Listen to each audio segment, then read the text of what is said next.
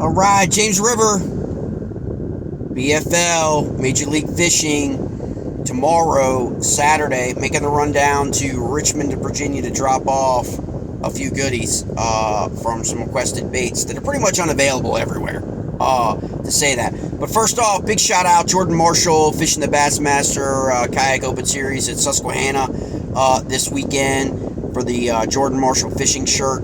Awesome shirt. Best to you, Jordan, out on the Susky. Some hammers fishing in that event.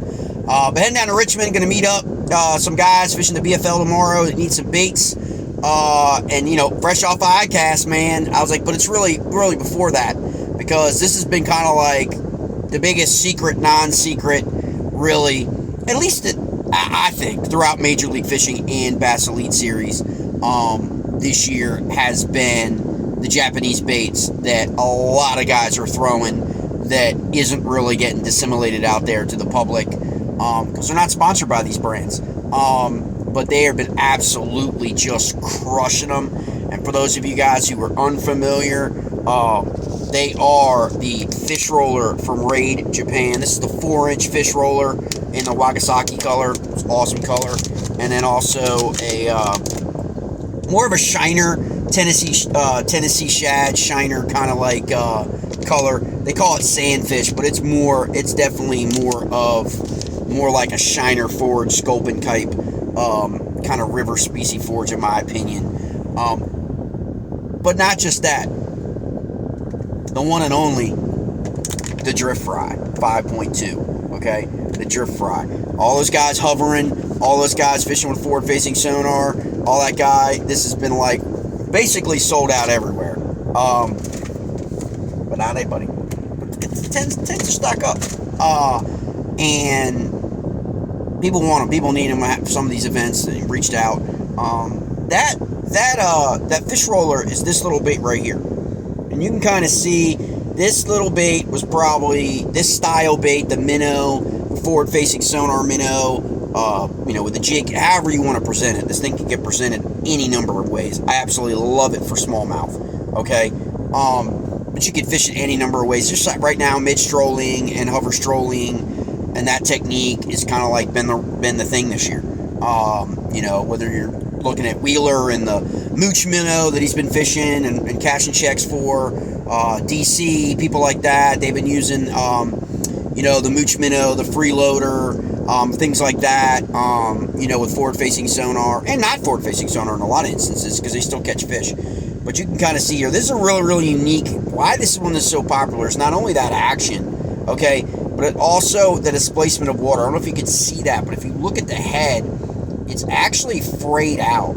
And the head's actually like kind of top-heavy a little bit. The head is heavier, obviously, than the belly. The belly is almost hollow, if you feel it. You've got a slit that's down in there. It's almost hollow. So I think that water gets up in there, inside the bait a little bit, and that's what gives it that weird kind of buoyant, kind of like moving action. It allows them to present it right in front, dropping it right on the head of those bass when they're looking on their live scope and stuff. But a lot of people talking about this at ICAST, a lot of the Raid stuff, a lot of the this is actually Raid Japan. The DriftFry is Jackall. They're really, really hard to come by. In a large part because a lot of them are on the decks or on the boats or on the rods. I imagine tomorrow morning, I'll release this video on Saturday after the event starts, but I imagine tomorrow morning this bait and the DriftFry. This is the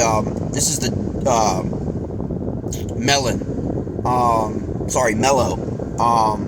It's got a really crazy glitter and like reflective tones, silver on the bottom, just perfect shad for the Potomac River or James River guys. Like I said, this is in a 5.2. This is a pretty bigger size, for that presentation. A lot of the baits at ICAST are of the smaller variety. Everything seemed to be in that 3.5 range, although the Super Roller, which is basically the fish roller on steroids, jerk minnow from Raid, was at ICAST. They released that, so that's a 5-inch. That also comes in like 6.5. I've personally never seen one of those, held one of those in my hand.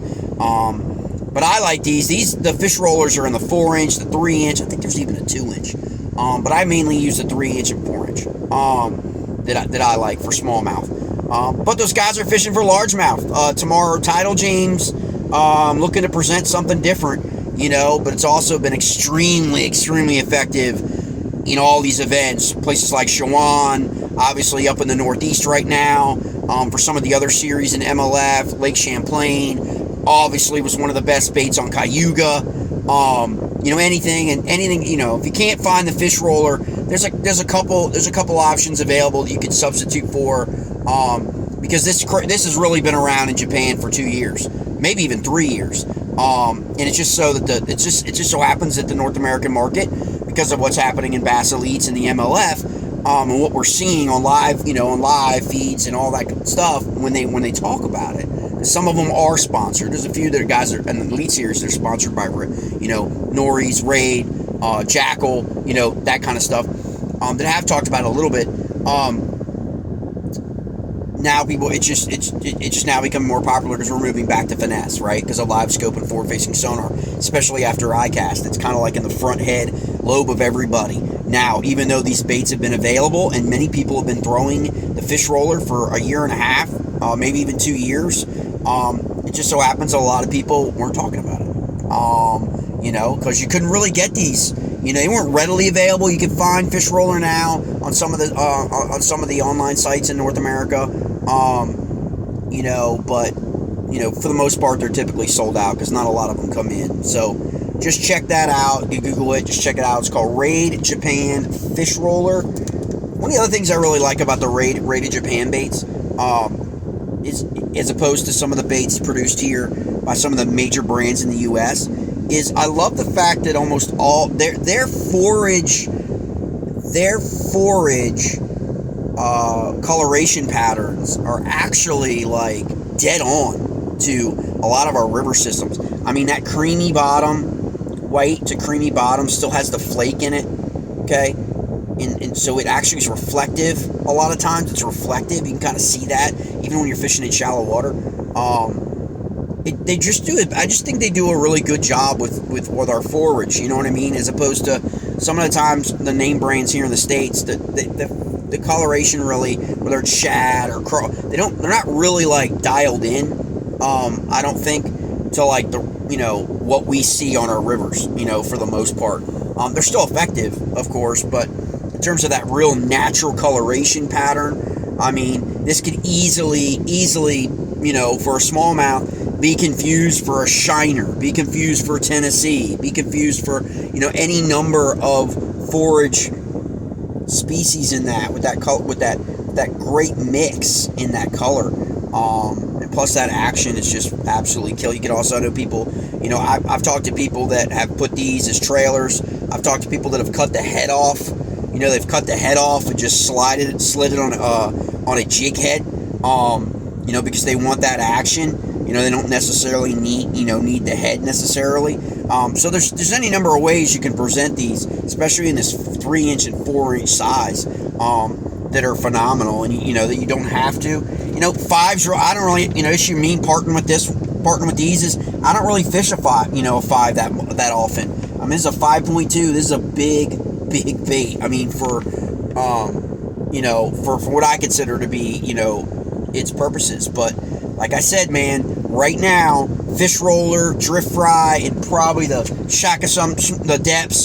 depth shad, Shakamoto, I guess was what it called, that depth shad too. They go up as far as 8 inches, you know, and I've seen them tied on, you know, on the Potomac and on the James River, you know, as big as that. I mean, it's crazy to me, but those guys are catching fish on these baits. This is kind of where things are moving back to. You know, these baits, along with like the jackhammers, still, you know, are tending to be the most prolific baits that you see tied on a lot of decks when you're there at the launch for a lot of these events, Toyota Series, BFL, Invitationals, BBT. BBT was on, you know, the James River, you know, and so just remember, a lot of times when you go through and you read like the top baits that gets published on Major League Fishing for events, it's not always those baits, okay? I'm not saying those baits aren't catching fish for some anglers, But a lot of times these guys have these baits from Japan tied on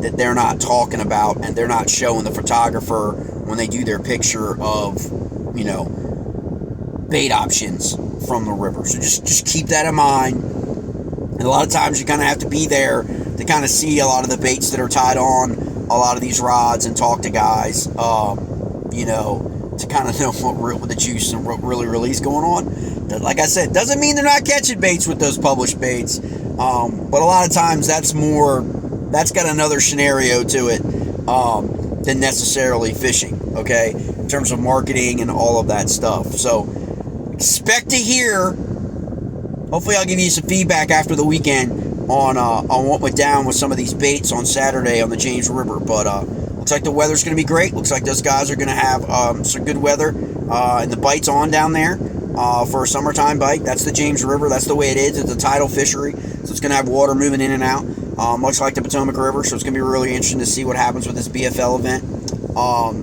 Also, other big news, MLF next season, you know, release that schedule for 2025 for Bass Pro Tour. You know, just keep that in mind, man. Some major events. That's all we can hope for, is to get more major events in the region. You know, James River, Potomac, Smith Mountain Lake, Bugs Island, you know, places like that, you know, for these major events, and let the big boys come into town, so we can get out there and support it and watch all that good stuff. But just a quick update. Again, Raid, taking these down to Richmond, Virginia for tomorrow's BFL event. Raid, Fish Roller, and the Jackall DriftFry. I'll see you on the other side.